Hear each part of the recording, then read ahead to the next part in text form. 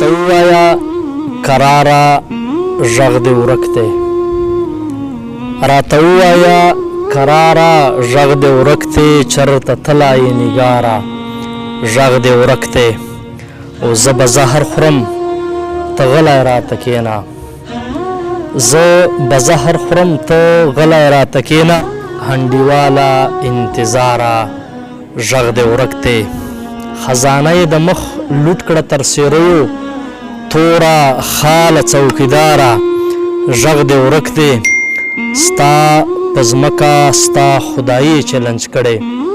غږ درځي پروردګاره غږ دې ورک دی پرهارونه مې شماره غږ دې ورک دی د مهجور حسینه یاره غږ دې ورک دی ډېرو ګرانو د تراب نیوز کتونکو هیله لرم چې روغ به یو جوړ به یو ژوند به مو له خوشحالیو سره سر وي کتونکو څرنګه تاسو ته معلومه ده چې د موږ غرض و غایا دا وي چې له تاسو سره هغه شاعران ملګري مخامخ کړو چې د پښتو ادب خدمت کوي پښتو شعر لیکي کتونکو نن چې له ما سره کوم ملګری ناسته د لکي مروت باندې پرته د بیټنو د سیمې یو ډیر کوشلی نوجوان شاعر ملګری د موږ محترم اکبر مهجور وروره چې دلته د سره موږ نن دا مرکه جوړه کړې ده شکریه ادا کوم چې تراب نیوز ته یې ټیم راکړلی وخت یې روباسلی دا سیمه د موږ له سیمې نه متصله د مروتو سیمې سره پرته ده او بیټنو خاوره د ادب په لحاظ سره هسې هم شکر الحمدلله زرخیزه ده راغلو یو ګران مهجور ورور پله مهجور ورور د تراب نیوز د پیج ملګري تاسو ګوري چونکې په وخت باندې چې کوم شاعران ملګري دي هغه خو تاسو سره ویني په مشاعرو چې داسې ملګري به وي چې هغه به تاسو سره معرفي نه وي له روایات در مخه له موږ ملګرو سره د کتونکو سره خپل تعارف شیر کو بسم الله الرحمن الرحیم ټولو نه اول خو زه تراب صاحب د تا ډېره شکریه ادا کوم چې په دې مصروف وخت کې تاسې رالو او موږ ته خپل قیمتي وخت نه وخت راکړ او مختصر غونې تعریف و ما نامه پوره نامه مې اکبر جان ده کلمي نوم مې اکبر مهجور او د کام په مناسبت سره بیټنی ځان سره لیکه او د سب ډویژن بیټنی موزه رتنځای اوسېدونکی شاعري ابتدا شاعري شروع مو له کوم وخت نه وکړله چونکې د تاسو خاوره یو پسمانده خاوره ورته ویلی سي زه وایم چې د تعلیم په لحاظ سره به پاته خاورې ځکه چې هسې د موږ دا خاورې چې دي پاسمانده دي بیا پاس چې کوم د تاسو قبایل علاقې دي هغه خو ډېرې پاسمانده ورته ویلی سي شعر و شاعري ته مو کله پام سلی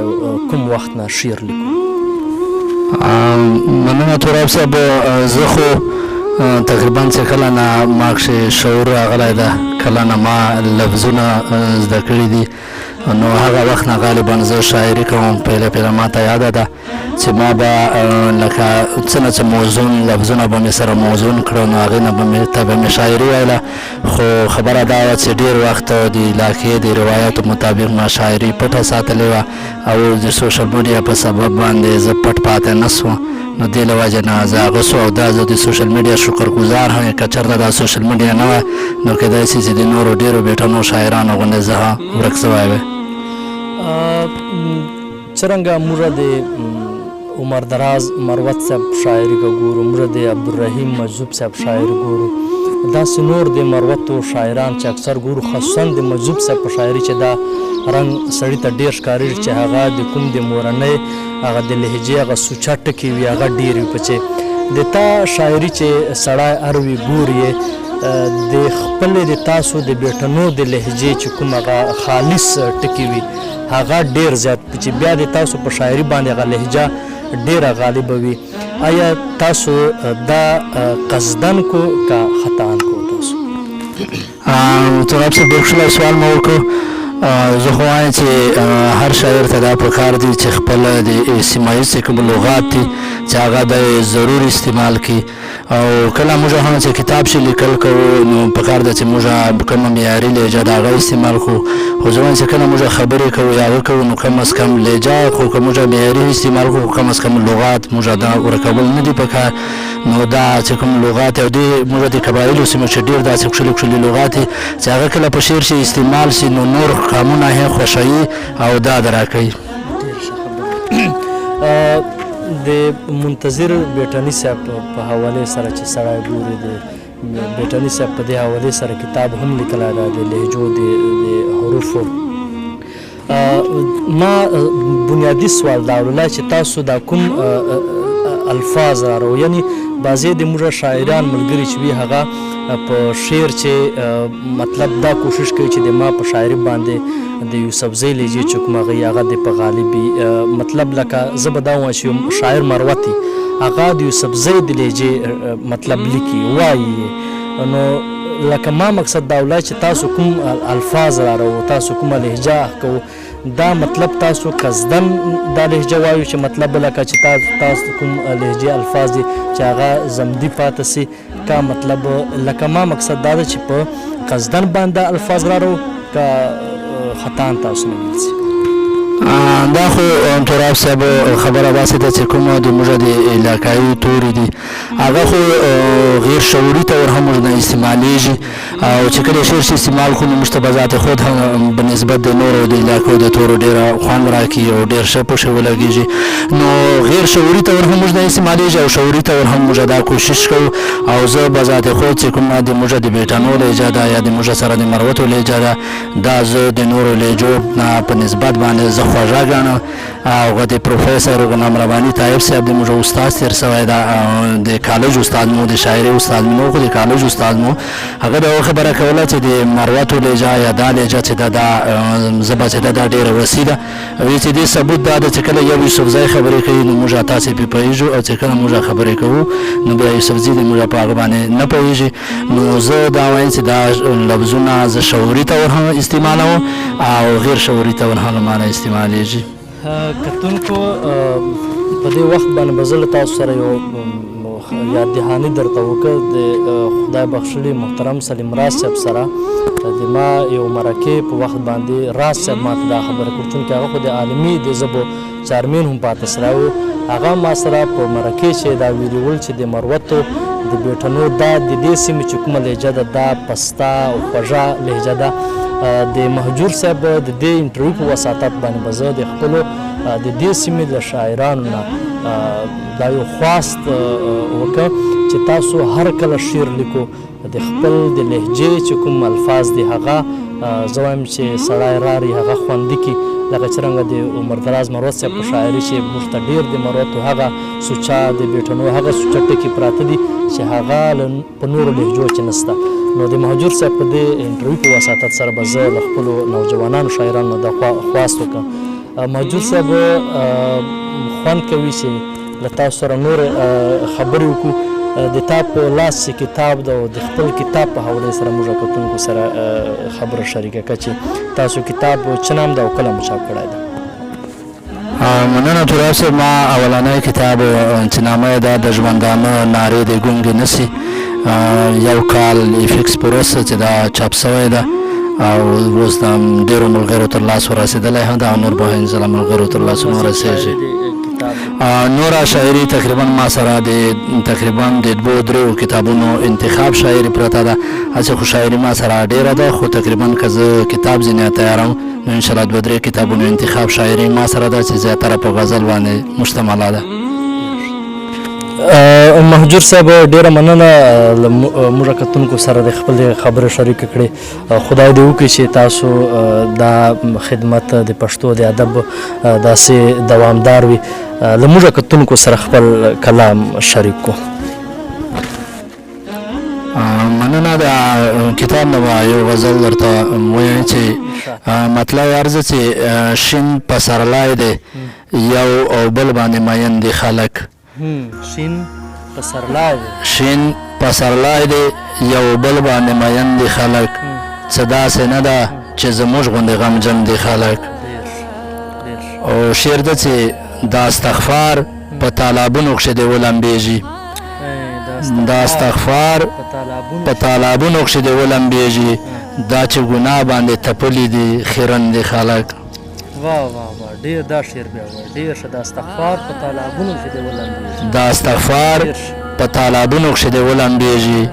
دا چې ګناه باندې تپلي دي خیرن دي خلک. او که به زموږ یو ځای کېدلو باندې نه وي خفه، که به زموږ یو ځای کېدلو باندې نه وي خفه، نو بیا تکزیر ولې په شان د کورکمن دي خلک. واه واه واه ډېر ښه ډېر ښه. که به زموږ یو ځای کېدلو باندې نه وي خفه، نو بیا تکزیر ولې په شان د کورکمن دي خلک. او شعر د تراب صاحب سي